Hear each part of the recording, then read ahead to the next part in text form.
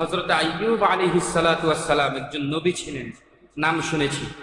হযরত আইয়ুব আলাইহিস সালাতু ওয়াস সালাম নাম কি বলেন তো? প্রায় 40 বছর, কোন মুফাসসিরিনে কেরামগণ বলেছেন 20 বছর পর্যন্ত, কেউ সর্বনিম্ন 18 বছর বলছে। 18 বছরের নিচে কেউ বলেন নাই যে আইয়ুব আলাইহিস সালাতু ওয়াস সালাম 18 বছর পর্যন্ত অসুস্থ ছিলেন। আল্লাহু আকবার বলেন। কেমন অসুস্থ?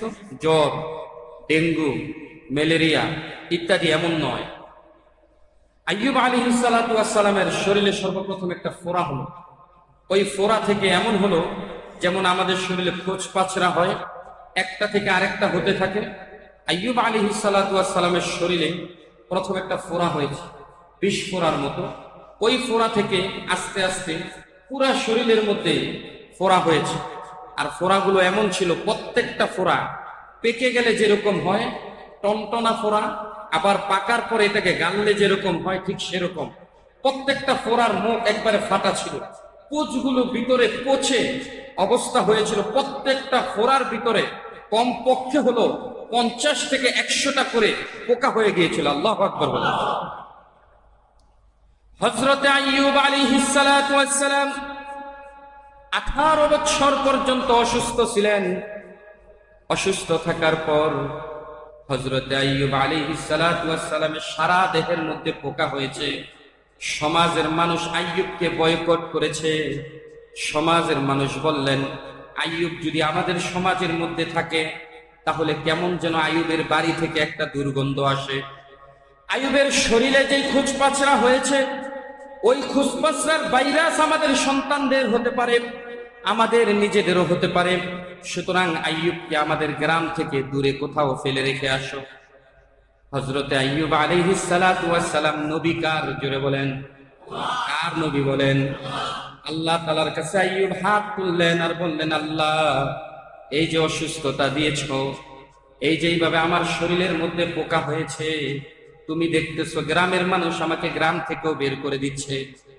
আল্লাহ তাআলা আইয়ুবকে বললেন, ইসবিরু ইন্নাল্লাহা মা'আস সাবিরিন। আইয়ুব, ধৈর্য ধরো, তোমার মর্যাদা বাড়িয়ে দিবেন কে? আল্লাহ বাড়িয়ে দিবেন।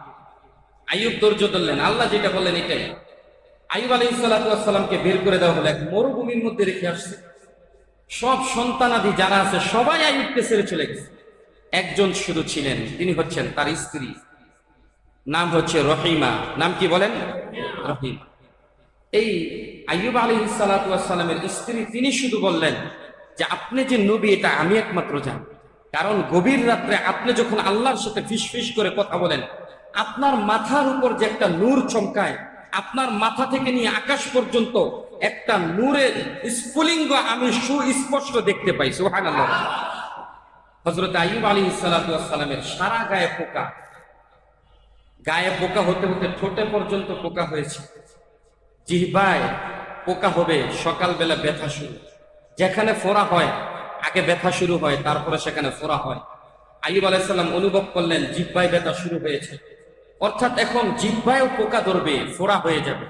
আইয়ুব আল্লাহ তাআলার দিকে তাকায় বলল, আল্লাহ, পুরা শরীরে আপনি ফোঁড়া দিছেন, পোকা দিছেন, আপনার কাছে আমি কিচ্ছু বলি নাই যে আল্লাহ আমারে আপনি সুস্থ করে দেন, শুধু আপনার প্রশংসা করেছি। সকালবেলা আপনাকে আমাকে জিজ্ঞেস করছেন, আপনি আইয়ুব কেমন আছো? আমি বলছি আলহামদুলিল্লাহ। সুবহানাল্লাহ। বিকালে আপনি আমারে জিজ্ঞেস করছেন, আইয়ুব 18 বছর পর্যন্ত তোমার গায়ে পোকা, তুমি কেমন আছো? আইয়ুব বললেন আলহামদুলিল্লাহ। সুবহানাল্লাহ। আইয়ুব বলতেছে, আল্লাহ, আপনি যদি আমার জিহ্বায়ও পোকা দিয়া দেন, তবে আমি তো আপনার শুকরিয়া স্বরূপ আলহামদুলিল্লাহ বলে জিহ্বাটাকে নাড়াতে পারবো না। আল্লাহু আকবার বলেন। সুতরাং আল্লাহ, আপনারে যাতে বলতে পারি আল্লাহ, আর আমি যাতে বলতে পারি আলহামদুলিল্লাহ, আপনি আমার জিহ্বাটার মধ্যে পোকা দিয়েন না। সুবহানাল্লাহ। আল্লাহ তাআলা আইয়ুব আলাইহিস সালাতু ওয়াস সালামের উপর রহম করলেন, জিহ্বাটার মধ্যে পোকা দিলেন না। আল্লাহ আইয়ুব আলাইহিস সালামের এই একবার অনুনয় বিনয়ে, যে আমার আইয়ুব এত বছর পর্যন্ত অসুস্থ থাকার পর আমাকে বলেন এই সুস্থ করেন, শুধু বলছে আল্লাহ আপনি যেইভাবে রাখছেন আলহামদুলিল্লাহ। আমি আল্লাহ তাআলার আলহামদুলিল্লাহ বলার জন্য সে জিহ্বাটাকে সুস্থ চাইছে। এই যে আমি আল্লাহ তাআলার আলহামদুলিল্লাহ বললো, এর উপর সন্তুষ্ট হইয়া আমি আইয়ুবকে সুস্থতার নেয়ামত দান করে দিলাম। হযরত আইয়ুব সুস্থ হলেন। আল্লাহ তাআলা আইয়ুবের সৌন্দর্যতা এতটা দান করলেন, তার গোত্রের মধ্যে আইয়ুবের চেয়ে সুন্দর আর কেউ ছিলেন না। সুবহানাল্লাহ বলেন। আইয়ুবকে দেখে সবাই আশ্চর্যান্বিত হয়ে গেলেন। সবাই আইয়ুবের নুরানি চেহারা দেখে তার এত পাগল হলেন। আইয়ুবকে আল্লাহ তাআলা সৌন্দর্যতা দান করলেন, পাশাপাশি তার গ্রামের মধ্যে সবচেয়ে ধনাঢ্য ব্যক্তি হিসেবে কবুল করে নিলেন। আল্লাহ তাআলা যদি একটা আলহামদুলিল্লাহ কবুল করে, কয়টা বলেন? একটা আলহামদুলিল্লাহ কবুল করলে সেই আল্লাহ পারেন কিনা 18 বছরের রোগ নিরাময় করে দিতে? আল্লাহ পারেন কিনা একেবারে নিঃস্ব ব্যক্তিটাকে সমাজের মধ্যে ধনী করে দিতে? এই জন্য আল্লাহ তাআলা যে আমাদেরকে আনছেন, এই জন্য আবার বলি আলহামদুলিল্লাহ। সম্মানিত হাজিরিন, আল্লাহ তাআলার কৃতজ্ঞতা জ্ঞাপন করা। আল্লাহ এই দুনিয়ার মধ্যে মানুষকে হরেক রকম করে সৃষ্টি করছে। কিছু মানুষ আছে সুস্থ, কেউ আছে অসুস্থ। কিছু মানুষ আছে সে ধনী, আবার কেউ আছে গরিব। আল্লাহ তাআলা কাউকে রেখেছেন মালিক হিসেবে, কাউকে শ্রমিক হিসেবে। পৃথিবীর মধ্যে যে যেই হালতে আছে আমার রাসূল শিক্ষা দিলেন, আলা কুল্লি হাল কুলু আলহামদুলিল্লাহ। সর্ব অবস্থার মধ্যে তোমরা বলো আলহামদুলিল্লাহ। যদি তুমি তোমার অবস্থার মধ্যে থেকে আলহামদুলিল্লাহ বলতে পারো, আর তোমার এই আলহামদুলিল্লাহ যদি কবুল করে নেয় কে? আল্লাহ। তোমার অবস্থাটাকে আল্লাহ তাআলা পরিবর্তন করে উন্নতশীল করে দিবে। সুবহানাল্লাহ। এই জন্যই তো হযরত মূসা আলাইহিস সালাতু ওয়াস সালামের ঘটনা আপনারা শুনেছেন। মূসা আলাইহিস সালাতু ওয়াস সালাম আল্লাহর সাথে কথা বলেন। মূসা আলাইহিস সালাতু ওয়াস সালামের জামানা বুড়ি, সে অপেক্ষায় আছে মূসা আলাইহিস সালাতু ওয়াস সালামের সাথে বলবে, মূসা আল্লাহর সাথে যখন কথা বলো তখন আমার ব্যাপারে একটু কথা বইলো, কারণ আমি এত দরিদ্র, আমার গায়ে যে জামাটা আছে, এই শাড়িটা ব্যতীত, এই কাপড়টা ব্যতীত আর কোনো কাপড় আমার গায়ে পরিধান করার মতো নাই। তুমি আল্লাহরে বইলো যাতে আল্লাহ আমারে কিছু দান করে। এরপর মূসা আলাইহিস সালাতু ওয়াস সালাম একটু সামনে যাওয়ার পর ওই এলাকার মধ্যে সবচেয়ে ধনাঢ্য ব্যক্তি মূসা আলাইহিস সালাতু ওয়াস সালামকে বলল, মূসা আপনি তো আল্লাহর সাথে কথা বলেন, আপনি আল্লাহরে বইলেন আমার সম্পদ যাতে কিছু কমায় দেয়, যাতে করে আমি আল্লাহ তাআলার ইবাদত করার সুযোগ পাই। এই সম্পদের হিসাব সকালে নিয়ে বসি, সন্ধ্যা হয়ে যায়, আল্লাহ তাআলার জিকির আজকার কিছুই করতে পারি না। সুতরাং আপনি আল্লাহর কাছে বলবেন যাতে করে আল্লাহ তাআলা আমার সম্পদ কমায় দেয়, আমি যেন কিছু ইবাদত করার সুযোগ পাই। সুবহানাল্লাহ বলেন। হযরতে মূসা তুর পাহাড়ের মধ্যে যখন গেলেন, আল্লাহর সাথে কথোপকথন হলো। আল্লাহর সাথে মূসা আলাইহিস সালাতু ওয়াস সালামের কথাটা এমন ভাবে হতো, মূসা আলাইহিস সালাতু ওয়াস সালাম আল্লাহর সাথে যখন কথা বলতেন, প্রেমিক প্রেমিকার সাথে কথা বললে যেমন দুনিয়ার সব ভুলে যায়, রবের সাথে মূসা যখন কথা বলতেন দুনিয়ার সব খবর ভুলে যাইতেন। তো আল্লাহ তাআলার সাথে কথাবার্তা বলা শেষ, মূসা আলাইহিস সালাতু ওয়াস সালাম চলে আসবেন। আল্লাহ ডাক দিলেন, মূসা তোমার সাথে কি কেউ এমন কিছু বলে নাই তোমার কওমের যে আমাকে বলবা? মূসা আলাইহিস সালাম বললেন যে আল্লাহ, অবশ্যই দুইজন লোকের সাথে আমার সাক্ষাৎ হয়েছে, তারা আমার কাছে আবদার করেছে আপনার কাছে দুইটা আবদার করতে। তো বললো যে কি আবদার করেছে বলো। আল্লাহ সবকিছু জানেন কি জানেন না বলেন তো? আল্লাহ তাআলা সবকিছু জানেন, সবকিছু হচ্ছে, সবকিছু দেখেন, তারপরেও আল্লাহ তাআলা জিজ্ঞেস করেন, কারণ বান্দাকে সাক্ষী হিসেবে রাখার জন্য। সুবহানাল্লাহ বলেন। তো মূসাকে বললেন, মূসা আলাইহিস সালাতু ওয়াস সালাম আল্লাহকে বলে, আল্লাহ আসার সময় একজন বুড়ি বলল যে তার কিছু নাই, তুমি যদি তার কিছু দিতা, সমাজে তার একটা অবস্থান তৈরি হতো, সে তোমার রাস্তায় কিছু দান করত, তার মনের ভিতরে আশা। আল্লাহ বলল, বুড়িরে বইল এই যে একটা কাপড় দিছে, এই কাপড়ের উপরে যেন সে সন্তুষ্ট থাকে। আর ধনাঢ্য ব্যক্তি তোমার কাছে যে বলল তার ধন সম্পদ কমায় দিতে, তারে বলবা সে ধন সম্পদ পাইয়া আমার অনেক শুকরিয়া করে, যাতে করে সে আর শুকরিয়া আদায় না করে। আমার কাজ হচ্ছে যে ব্যক্তি আমার শুকরিয়া আদায় করে তাকে সম্পদ বাড়ায়া দেওয়া ওয়াজিব হয়ে যায় আমার উপর। সুবহানাল্লাহ বলেন। সুতরাং তারে বলবা আমার অকৃতজ্ঞতা করতে, আমার নাফরমানি করতে, তবে আমি আল্লাহ তাআলা তার সম্পদ কমায় দিব। আল্লাহ তাআলা এই সংবাদ মূসা আলাইহিস সালাতু ওয়াস সালামকে দেওয়ার পর আল্লাহর পয়গম্বর মূসা আলাইহিস সালাতু ওয়াস সালাম পাহাড় থেকে নেমে যখন যাচ্ছিলেন, গলি পথের মধ্যে প্রথমেই সাক্ষাৎ হয়ে গেল বুড়ির সাথে। বুড়ি ডাক দিয়ে বলল, আল্লাহর পয়গম্বর, আল্লাহ আমার ব্যাপারে কি ফয়সালা দিয়েছে? মূসা আলাইহিস সালাতু ওয়াস সালাম বললেন, আল্লাহ তোমাকে ফয়সালা দিয়েছে যে কাপড় পেয়েছো, যতটুকু তোমার আছে ততটুকুর উপর সন্তুষ্ট থাকতে। ওই বুড়ি বলল, এ কেমন আল্লাহ? আল্লাহ মাত্র আমার একটা কাপড় দিছে, এর উপর সন্তুষ্ট থাকবো? এটা হতে পারে না, আমি কাপড়ের উপর সন্তুষ্ট নয়, এই আল্লাহ আমার উপর জুলুম করেছে, বলেন নাউযুবিল্লাহ। এই কথা বলার সাথে সাথে যখন অকৃতজ্ঞতা করলো, আল্লাহর পক্ষ থেকে একটা মৃদু হাওয়া আসলো, বাতাসের মাধ্যমে বুড়ির যে একটা কাপড় ছিল সেটাও ছিনায় নিয়ে গেল, আবার ওই বাতাস বুড়িকে উড়াইয়া নিয়ে গেল। অর্থাৎ অকৃতজ্ঞ বান্দাকে আল্লাহ পছন্দ করেন না। তার যতটুকু সম্পদ ছিল তাও নিয়ে গেল, বুড়িকেও আল্লাহ তাআলা ক্ষতিগ্রস্ত করে দিল। ধনাঢ্য ব্যক্তির সাথে সাক্ষাৎ, মূসা আলাইহিস সালাতু ওয়াস সালাম প্রশ্ন করলো মূসাকে, ও আল্লাহর পয়গম্বর, আমার ব্যাপারে আল্লাহ তাআলা কি ফয়সালা দিলেন? হযরতে মূসা আলাইহিস সালাতু ওয়াস সালাম বললেন, যে সম্পদ আল্লাহ তাআলা তোমাকে দিয়েছে ওই সম্পদের অকৃতজ্ঞতা করো। হযরতে মূসা আলাইহিস সালাতু ওয়াস সালামকে ধনাঢ্য ব্যক্তি বলল, এটা কিভাবে সম্ভব যে রব আমাকে এতগুলো সম্পদ দিয়েছে, আমার দ্বারা কখনো নাফরমানি করা সম্ভব হবে না। সুতরাং আল্লাহ যে সম্পদ দিয়েছে আমি বললাম আলহামদুলিল্লাহ। আল্লাহ তাআলার শুকরিয়া আদায় করলো। আল্লাহ তাআলা ওই ধনাঢ্য ব্যক্তিকে ইবাদতের সুযোগও করে দিলেন, তার ধন সম্পদের মধ্যে আল্লাহ বরকত দিয়ে দিলেন। সুবহানাল্লাহ। এই জন্য আল্লাহ তাআলা যারে যেই অবস্থার মধ্যে রাখছে ওই অবস্থার মধ্যে থেকে কার শুকরিয়া আদায় করতে হবে বলেন তো? আল্লাহ তাআলার শুকরিয়া আদায় করতে হবে। কারণ যে ব্যক্তি শুকরিয়া আদায় করে অল্পের মধ্যে থাকলেও তারে ধনী বানায় দেয় কে? আরো জোরে বলেন কে? আল্লাহ তাআলা ধনী বানায় দেয়। আল্লাহ তাআলার একটা গুণাবলী নাম হচ্ছে গনিয়ুন। একটা গুণাবলী নাম কি বলেন? এজন্য আমরা বলি ইয়া গনি, অর্থাৎ ধনী। পৃথিবীর মধ্যে অর্থাৎ যা কিছু আছে সবার চেয়ে শ্রেষ্ঠ ধনী কে বলেন তো? আল্লাহ তাআলা এটাই বললেন, ইয়া আইয়ুহান নাস আনতুমুল ফুকারা ওয়াল্লাহু গনিয়্যুন হামিদ। আল্লাহ তাআলা বলে, হে মানুষ, তোরা সব হচ্ছিস ফকির আর একমাত্র ধনী হচ্ছে আমি আল্লাহ তাআলা। সুবহানাল্লাহ বলেন। আল্লাহ তাআলা ডাক দিয়া বলতেছেন, এই গনি আমার ধনাত্ম একটা নাম আছে। আল্লাহ সুবহানাহু ওয়া তাআলা কিছু কিছু মুখলেস বান্দা রয়েছেন পৃথিবীর মধ্যে, যারা অর্থ সম্পদের দিক দিয়ে দরিদ্র, ফুকারা, ফকির, কিন্তু আল্লাহ তাআলা মনের দিক দিয়ে আল্লাহর যে গনি নাম আছে সেই গনি নাম তাদেরকে দান করে দিয়েছেন। সুবহানাল্লাহ বলেন। আল্লাহর রাসূল একবার মজলিসের মধ্যে বসে আছেন, সাহাবায়ে কেরামদেরকে বললেন, ও সাহাবীরা শোনো, পৃথিবীর মধ্যে একজন গনি আছে আর আসমানের মধ্যে একজন গনি আছে, অর্থাৎ ধনী আছে। আকাশের মধ্যে আল্লাহ তাআলা একজন ধনী আর দুনিয়ার জমিনের মধ্যে একজন ধনী আছে। সাহাবায়ে কেরাম প্রশ্ন করলো, ইয়া রাসূলুল্লাহ, আকাশের গনি অর্থাৎ ধনী যে ব্যক্তিটা তাকে তো চিনলাম, তিনি হলেন কে? আকাশের ধনী তিনি কে? কিন্তু জমিনের মধ্যে গনি ধনী একজন ব্যক্তি আছে, তিনি আবার কে? একে তো আমরা চিনলাম না। আল্লাহর রাসূল বললেন, হে আমার সাহাবায়ে কেরাম, তোমাদের মধ্যে এমন একজন ব্যক্তি রয়েছে যাকে আল্লাহ তাআলা তার সিফাতি নাম গনি, ওই গনি নামটা আল্লাহ স্বয়ং নিজে তাকে উপহার দিয়েছেন। সুবহানাল্লাহ বলেন।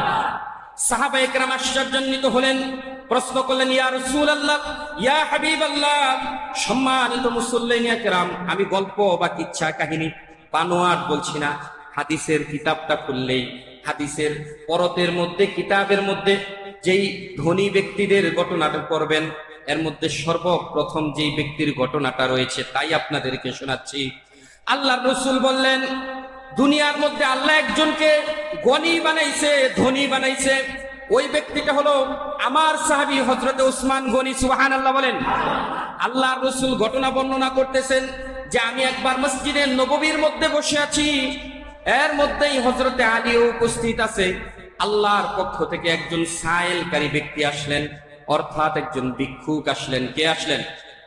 ভিক্ষুক। জোরে বলেন, কে আসলো? ভিক্ষুক।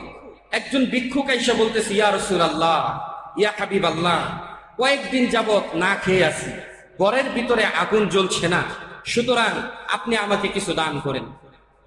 কারণ তৎকালীন কাফের মুশরিকরাও জানতো যে দুনিয়ার মধ্যে একজন ব্যক্তি আছে রহমাতাল লিল আলামিন, তিনি এমন এক ব্যক্তি, সে মুশরিক হোক, কাফের হোক, মুমিন হোক, কাউকে খালি হাতে ফিরায় না। সুবহানাল্লাহ বলেন। আল্লাহর রাসূলের কাছে গেল ওই ব্যক্তি, বলল, ইয়া রাসূলুল্লাহ, আমার বাড়িতে খাওয়ার জন্য কোনো কিছু নাই, আমার ঘরের চুলা জ্বলে না, আমাকে কিছু দান করেন। আল্লাহর রাসূল ওই ব্যক্তির দিকে তাকাইয়া কিছুই বললেন না, শরীরের চাদরটা খুলে দিলেন আর দেখালেন রসুলের পেটের মধ্যে তিনটা পাথর বাঁধা। আল্লাহু আকবার। আল্লাহর রসুল বললেন, হে সাইলকারী, তুমি জানো না আজ সপ্তাহ পার হয়ে গেছে আমি আল্লাহর রসুলের ঘরে কোন বিবির ঘরে কোন চুলায় আগুন জ্বলে না। সুবহানাল্লাহ। আল্লাহর রসুল বলেন, তুমি যেমন না খেয়ে আছো আমিও না খেয়ে আছি, 3 দিন নয় 1 সপ্তাহ পর্যন্ত আমার ঘরে কোনো খাবার নাই। এমন সময় আল্লাহর রসুলের পাশে বসা আলী রাদিয়াল্লাহু তাআলা আনহু, আল্লাহর রসুল ডাক দিলেন আলীকে, ও আলী, আলী কাছে আসো। হযরতে আলী রাদিয়াল্লাহু তাআলা আনহু আল্লাহর রসুলের কাছে আসলেন। আসার পর হযরতে আলী বলল, ইয়া রাসূলুল্লাহ, হয়তোবা আপনি আমাকে ডেকেছেন, আপনার কাছে একজন মেহমান এসেছে। রসুলের সুন্নাহ ছিল কোন মেহমান আসলে, কোন ভিক্ষুক আসলে যদি রসুল না দিতে পারতেন, কোন সাহাবীর কাছে পাঠায় দিতেন যাতে করে ওই সাহাবী দান করে। হযরতে আলী রসুলের কাছে এসে বলল, ইয়া রাসূলুল্লাহ, আপনি ভাবছেন আমি হয়তোবা এই ভিক্ষুককে কিছু দান করতে পারবো। এই কথা বলে হযরতে আলী নিজের চাদরটাকে খুলে দিলেন। আল্লাহু আকবার বলেন। আল্লাহর রাসূল দেখলেন হযরতে আলীর পেটের মধ্যে 2টা পাথর বাঁধা। আল্লাহু আকবার। আল্লাহর রাসূলকে আলী বলে, ইয়া রাসূলুল্লাহ, আপনার কলিজার টুকরা 2টা নাতি হাসান এবং হুসাইন, আপনার কলিজার টুকরা ফাতিমাতুজ জোহরা, যাদের ব্যাপারে আপনি ঘোষণা দিয়েছেন ওয়াল হাসান ওয়াল হুসাইন সাইয়্যিদা শাবাবি আহলিল জান্নাহ, হাসান এবং হুসাইন হলো জান্নাতের যুবকদের সর্দার। সুবহানাল্লাহ। জান্নাতের যুবকদের সর্দার গুলো ইয়া রাসূলুল্লাহ একদিন নয় 2 দিন নয়, আজকে 3 দিন যাবত না খেয়ে ঘরের ভিতরে কান্নাকাটি করতেছে। আমি আলীও ঘর থেকে বের হয়ে গিয়েছি, সন্তানদের কান্নাকাটি আমার সহ্য হয় না, তাই ঘর থেকে বের হয়েছি। ক্ষুধার কারণে আপনাকেও কিছু বলতে পারি না, কারণ আপনার ঘরে 1 সপ্তাহ পর্যন্ত খাবার নাই। কিন্তু আল্লাহর রাসূল, আল্লাহকে কসম করে বলি, যখন ক্ষুধা অবস্থায় আপনাকে দেখি কেমন যেন ক্ষুধাটা দূর হয়ে যায়। সুবহানাল্লাহ। ক্ষুধা অবস্থায় যখন আপনাকে আমরা দেখি, আপনার চেহারা দেখার সাথে সাথে আমাদের ক্ষুধা দূর হয়ে যায়। সুবহানাল্লাহ বলেন। হযরতে আলীকে আল্লাহর রাসূল বললেন, ও আলী শোনো, আমি তোমাকে ওই ভিক্ষুককে দান করার জন্য ডাক দেই নাই, আমি তোমাকে ডাক দিয়েছি তুমি লেখাপড়া জানো, কিন্তু আমি হলাম এমন এক রসুল যেই রসুল লিখতেও পারি না পড়তেও পারি না, উম্মি রসুল। সুতরাং এই যে তোমাকে ডাকলাম, তুমি একটা খাতা নাও আর কলম নাও, খাতা এবং কলমের মধ্যে উসমানের বরাবর একটা চিঠি লেখো, আর ওই চিঠির মধ্যে 2000 দিরহামের একটা অঙ্ক বসায় দাও। হযরতে আলী রাদিয়াল্লাহু তাআলা আনহু উসমানের নামে একটা চিঠি লিখলেন, ওই চিঠির মধ্যে 2000 দিরহামের একটা অঙ্ক বসায় দিলেন।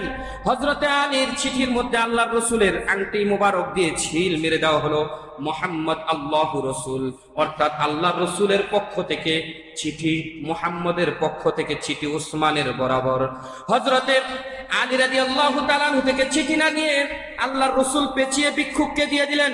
ভিক্ষুককে বললেন, ও ভিক্ষুক, যাও অমুক জায়গার মধ্যে আমার একজন সাহাবী, যার নাম হযরত উসমান, তিনি বসে আছেন, তার কাছে গিয়ে বলবে এই চিঠিটা আল্লাহর রাসূলের পক্ষ থেকে। তুমি চিঠি খুলবে না। হযরতে আলীর হাত থেকে, রসুলের হাত থেকে চিঠিটা নিয়ে আল্লাহর রসুলের সামনে দাঁড়ানো ভিক্ষুক চলে গেলেন উসমানের কাছে। কিন্তু উসমানের কাছে গিয়ে দেখলেন এমন এক দশা, উসমানের কাছে যে ভিক্ষুক চিঠি দিবে, 2000 টাকার একটা বাউচার দিবে, এরকম সাহস করতেছে না। কারণ উসমান যেই চৌকিদার ছিল, ওই চৌকিদারকে 4 আনার জন্য, কয়ানা 4 আনার জন্য চৌকিদারকে দমকাচ্ছে। চৌকিদারকে হিসাব নিকাশ দেওয়ার ক্ষেত্রে চৌকিদারকে বলতেছে, তুমি 4 আনার হিসাব নিকাশ কি করলা, দ্রুত 4 আনা যদি তুমি না দাও তোমার চাকরি খেয়ে, 4 আনা যদি না দাও তোমাকে বিচারের কাঠ করায় দাঁড় করানো হবে। ভিক্ষুক বলে, আল্লাহর রাসূল 2000 টাকার লেগে কার কাছে পাঠাচ্ছে? এই লোক দেখি 4 আনার লেগে একজন ব্যক্তির সাথে ঝগড়া করে। দরজা থেকে ফিরে চলে আসছে, বলল, কি অবস্থা তোমার? বলল, ইয়া রাসূলুল্লাহ, এমন ব্যক্তির কাছে পাঠাইছেন, যাইয়া দেখি 4 আনার লেগে ঝগড়া করে। বলে, তুমি তো তার বাহ্যিক অবস্থা দেখেছো, আমার চিঠি কি তাকে দিয়েছো? কয় না ইয়া রাসূলুল্লাহ, দেই নাই। তো আল্লাহর রাসূলের ওই ভিক্ষুক তারপর আবার বলল, রাসূল বলল, যাও, আবার যাও। যাওয়ার পর দেখলো এখনো ওই 4 আনা নিয়ে লোকের সাথে 1 ঘন্টা 2 ঘন্টা ধরে ওই চৌকিদারের সাথে 4 আনার হিসাব করতেছে। কয় আনা? 4 আনা। 4 ঘন্টা যাবত যে ব্যক্তি 4 আনার হিসাব করে, বলেন তো ওই ব্যক্তির কাছে 2000 টাকা চাওয়া যায়? চাওয়া যায়? আল্লাহর রসুলের ওই ভিক্ষুক বলে, ইয়া রাসূলুল্লাহ, আমার দ্বারা সম্ভব না। তো এইবার ভিক্ষুক নিয়ত করলো যে এইবার যদি আল্লাহর রসুল পাঠায়, আমি আল্লাহর রসুলের কাছেও আর যাবো না, উসমানের কাছেও যাবো না, ওই দিক দিয়েই পলাম। আর ওই দিক দিয়ে আলী রাদিয়াল্লাহু তাআলা চিন্তা করতেছেন, আল্লাহর রসুল ভিক্ষুকরে 2000 টাকার বাউচার দিচ্ছে, আর এই বাউচার পাওয়ার সাথে সাথে ওসমান 2000 টাকা দিয়ে দিবে, সুবহানাল্লাহ। তাই ভিক্ষুকের তো আর 2000 টাকার প্রয়োজন নাই, ভিক্ষুকের কাছে যাই আমি তখন ভিক্ষা করবো, সুবহানাল্লাহ বলেন। ভিক্ষুক যদি 2000 টাকা পেয়ে যায়, তখন কি সে আর ভিক্ষুক থাকে? তখন তো আলীর চেয়ে সে ধনী। বলে যে তখন আমি ভিক্ষুকের কাছ থেকে কিছু টাকা চাইবো। এই চিন্তা ভাবনা করে আলী রাদিয়াল্লাহু তাআলা আল্লাহর রসুলের পাশ থেকে আস্তে আস্তে পিছনের দিকে চলে গেলেন। পিছনের দিকটা রসুল যেন টের না পায়, আস্তে করে বের হয়ে গেছে, আল্লাহু আকবার বলেন। ওই দিকটা ভিক্ষুক গেলেন। ভিক্ষুক যাওয়ার পর ভিক্ষুক ওসমানের দরজার সামনে পর্যন্ত গিয়া তারপর আস্তে করে ওই দিকটা পাশ কাইটা চলে যাবে। এমন সময় দেখে দরজার পিছন, বাড়ির পিছন দিক দিয়ে আলী আসতেছে, আর ভিক্ষুক দরজার সামনের দিক দিয়ে যায় পিছনের দিকে বাড়তেছে, আল্লাহু আকবার বলেন। দুইজনে মুখোমুখি। ভিক্ষুকরে বলে, ওই ভিক্ষুক কই যাও? মনে হয় 2000 টাকা পাইছো, সুতরাং আমি তোমার কাছে বলতেছি আল্লাহর হস্তে আমারও তুমি 200 টাকা ওই 2000 টাকা থেকে দাও। ভিক্ষুক বলে, আপনার কি মাথা পুরাই নষ্ট হয়েছে? আমি তার কাছে যাই আর 2000 টাকা চামু? 4 ঘন্টা যাব 4 আনা নিয়ে আসে, পিরাপিরি করতেছে, তার কাছে কিভাবে আমি 2000 টাকা চাই? আমি আর আল্লাহ রসুলের কাছেও যাব না, ওসমানের কাছেও যাব না, আমি নিয়ত করেছি পালিয়ে যাব। হযরতে আলী রাদিয়াল্লাহু তাআলা বলল, সাবধান, আল্লাহ রসুলের লেখার মর্যাদা তুমি জানো না যতটা উসমান গনি জানে, সুবহানাল্লাহ বলেন। আমি তোমাকে অনুরোধ করতেছি তুমি উসমানের কাছে যাও, উসমান তোমাকে খালি হাতে ফিরিয়ে দিবে না, সুবহানাল্লাহ বলেন। ভিক্ষুক আলী রাদিয়াল্লাহু তাআলা আনহুর কথা শুনে হযরত উসমান রাদিয়াল্লাহু তাআলা আনহুর দরবারে গেলেন, কাশি দিলেন, সালাম দিলেন। উসমান বলল, কি বলতে চাও? মেজাজটা গরম হয়ে আছে, দ্রুত বলো। বলল, আল্লাহর রসুলের পক্ষ থেকে একটা পয়গাম নিয়ে এসেছি, সুবহানাল্লাহ বলেন। রসুলের নাম শোনার সাথে সাথে যত রাগ ছিল সব রাগ ঠান্ডা করে দিয়েছেন কে? সাহাবায়ে কেরামের মেজাজটা এমন ছিল, রসুলের নাম শোনার সাথে সাথে, রসুলের সামনে যাওয়ার সাথে সাথে তাদের অবস্থা, চেহারাটা পরিবর্তন করে দিতেন কে? আল্লাহ তাআলা পরিবর্তন করে দিতেন। এই জন্যই তো আলী বলে, রসুল 3 দিন 4 দিন যাবত খাই না, কিন্তু আপনাকে দেখার পর আমার আর ক্ষুধা নাই। উসমান যখন আল্লাহ রসুলের নাম শুনলো, বলল, ঠিক আছে, রসুল সাল্লাল্লাহু আলাইহি সাল্লাম পাঠাইছে, এই জায়গায় আমার সব কাজ বাদ, সুতরাং তুমি বলো কি পয়গাম আল্লাহ রসুল পাঠাইছে। চিঠিটা দিল। হযরত উসমান রাদিয়াল্লাহু তাআলা খুললেন, খুইলা দেখলেন আল্লাহ রসুল 2000 টাকার একটা অঙ্ক লিখে তারপরে নিচে স্বাক্ষর দিয়ে দিল। ভিক্ষুককে আল্লাহর রসুলের নাম ও উসমান রাদিয়াল্লাহু তাআলা প্রথমবার শোনার পর যখন সাল্লাল্লাহু আলাইহি ওয়াসাল্লাম বলছেন 10টা রহমত উসমানের উপর নাজিল করে দিয়েছেন কে? আল্লাহ তাআলা। উসমান চিন্তা করলেন যে এই যে 10টা রহমত আমার উপরে নাজিল হয়েছে, এই রহমত নেওয়ার আরো সুযোগ আছে। ভিক্ষুককে প্রশ্ন করলো, বলো এই চিঠি কার পক্ষ থেকে এসেছে? ভিক্ষুক বলল, নবী মুহাম্মদুর রাসূলুল্লাহ। বলেন সাল্লাল্লাহু আলাইহি ওয়াসাল্লাম। আবার বলেন সাল্লাল্লাহু আলাইহি ওয়াসাল্লাম। ওসমান আবার প্রশ্ন করলো, বলো এই চিঠি কার পক্ষ থেকে এসেছে? ভিক্ষুক বলল, নবী মুহাম্মদুর রাসূলুল্লাহ সাল্লাল্লাহু আলাইহি ওয়াসাল্লামের পক্ষ থেকে।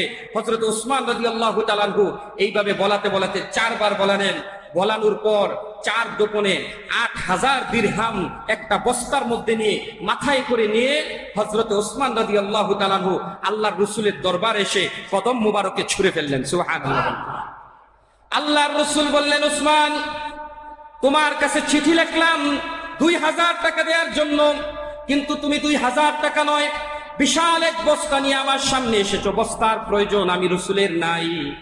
আল্লাহর রাসূলকে জবাব দিলেন ওসমান, ইয়া রাসূলুল্লাহ, এই ভিক্ষুক একবার নয়, 2 বার নয়, 4 বার আপনার নাম বলেছে। একবার আপনার নামে চাওয়ার পর আমি 2000 টাকা দিয়েছি। তখনই আমি নিয়ত করেছি যতবার আপনার নামে চাইবে আমি ততবার 2000 টাকা করে তাকে দান করে দিব, সুবহানাল্লাহ। আল্লাহর রাসূল বললেন, সে কয়বার বললো? বললো সে 4 বার বলেছে। আল্লাহর রাসূল বললেন, 4 দুগুণে 8000 দিরহাম যেমন তুমি দিয়েছো, আমি তোমার জন্য দোয়া করছি আল্লাহ তাআলা তোমাকে জান্নাতের মেহমান বানায় দিবেন, সুবহানাল্লাহ। আল্লাহ তাআলা বললেন, রাসূল ক্ষান্ত হন, শুধু জান্নাতের মেহমান বানাইয়া ওসমানকে সম্মানিত করে তার সম্মানটাকে আমি খাটো করতে চাই না। আমি আল্লাহ তাআলার একটা নাম হলো গনি, একটা নাম কি বলেন? গনি নামের অর্থ হচ্ছে ধনী। এই ধনী নামের উপাধি আমি আল্লাহ তাআলা ছাড়া আর কারো নামের সাথে লাগানো জায়েজ, কিন্তু আমি আল্লাহ তাআলা আজকে থেকে উসমানের নামের শেষে লাগাই দিলাম উসমান গনি। সুবহানাল্লাহ বলেন। আজকে থেকে উসমান হলো সবচেয়ে বড় ধনী। সুবহানাল্লাহ বলেন। আল্লাহর রাসূল সাহাবায়ে কেরামকে বললেন, ও সাহাবী, দুইটা গনি রয়েছে, একটা গনি হলো আকাশে, আরেকটা গনি হলো জমিনের মধ্যে। আকাশের গনির নাম হলো আল্লাহ, আর জমিনের গনির নাম হলো হযরতে উসমান। আজও পর্যন্ত জান্নাতুল বাকির মধ্যে হযরতে উসমানের কবর আছে কি নাই? যারা গিয়েছেন নেককার মুত্তাকি উমরাকারী এবং হজকারী, ওই লোকগুলো মুমিনরা মুসলমানরা সেখান দিয়ে হাঁটলে উসমানের কবর থেকে কেমন যেন একটা সুগন্ধি বের হয়ে আসে। সুবহানাল্লাহ। আল্লাহ উসমানকে এত সম্মান দান করেছেন, দান করার কারণে আল্লাহ তাআলা পবিত্র কোরআনে যখন বললেন, লা তানালুল বিররা হাত্তা তুনফিকু মিম্মা তুহিব্বুন, তোমাদের কোন নেক কাজ কবুল করা হবে না যতক্ষণ পর্যন্ত তোমাদের পছন্দের জিনিসটা দান না করবে। এই আয়াত নাজিল হওয়ার পর সবার আগে যেই ব্যক্তি এই আয়াতের উপর আমল করার জন্য ছুটে আসলেন তার নাম হলো হযরত উসমান রাদিয়াল্লাহু তাআলা আনহু। ইসলামের একেবারে অসহায় সময়ের মধ্যে যে ব্যক্তিটা সবচেয়ে বেশি ধন সম্পদ খরচ করেছেন তার নাম হলো হযরত উসমান। সুবহানাল্লাহ বলেন। আল্লাহ তাআলা উসমানকে জান্নাতের সুসংবাদ দিয়েছেন দুনিয়াতে থাকতে। সুবহানাল্লাহ বলেন। আল্লাহ তাআলা উসমানকে নিজের নামের সাথে গনি নাম ট্যাগ লাগায় দিয়েছেন। সুবহানাল্লাহ বলেন। আল্লাহ তাআলা হযরত উসমানকে দুনিয়ার মধ্যে এমন মৃত্যু দান করেছেন, কিয়ামত পর্যন্ত উসমান মৃত্যু হওয়া অবস্থায়ও সে ইতিহাসের মধ্যে জীবিত থাকবে। আল্লাহ তাআলা উসমানকে মৃত্যু বলা, মৃত উসমান বলা নাজায়েজ করে দিয়েছেন। সুবহানাল্লাহ। আল্লাহ তাআলা পবিত্র কোরআনে বলেন, ওয়ালা তাকুলু লিমান ইউকতালু ফি সাবিলিল্লাহি আমওয়াত, যে ব্যক্তি আল্লাহর রাস্তায় শহীদ হবে তাকে মৃত বলো না, তাকে মৃত বলা না যায়। সুবহানাল্লাহ বলেন।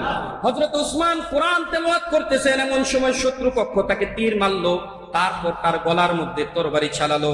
হযরত উসমানের বুকের মধ্যে তরবারি চালালেন। ওই শরীরের রক্ত মুবারক আজও সেই মদিনার মিউজিয়ামের মধ্যে, জাদুঘরের মধ্যে রয়েছে। তাজা রক্তটা যেন এখনো টকবক করছে। কোরআন উসমান নিজের হাতে লিখেছেন, ওই নিজের হাতে লেখা কোরআনের মধ্যে উসমানের গায়ের রক্ত লেগেছে। আল্লাহ সেই কোরআনের মধ্যেই নাজিল করে দিলেন, ও আমি উসমানকে শহীদি মর্যাদা দিয়েছি, সুতরাং কিয়ামত পর্যন্ত উসমানকে মৃত বলা যাবে না। সুবহানাল্লাহ। উসমানের একটাই মাত্র গুণ ছিল, তা হলো দান করা। কি করা? আরো জোরে বলেন, দান করা। কি করা? আল্লাহ তাআলা এটাই বলতেছেন 3 নম্বর পারার প্রথম আল্লাহ তাআলা 2 নম্বর আয়াতেই আল্লাহ ঘোষণা করেন, ইয়া আইয়ুহাল্লাযীনা আমানু আনফিকু, হে ঈমানদারগণ সম্পদ দিয়েছেন কে?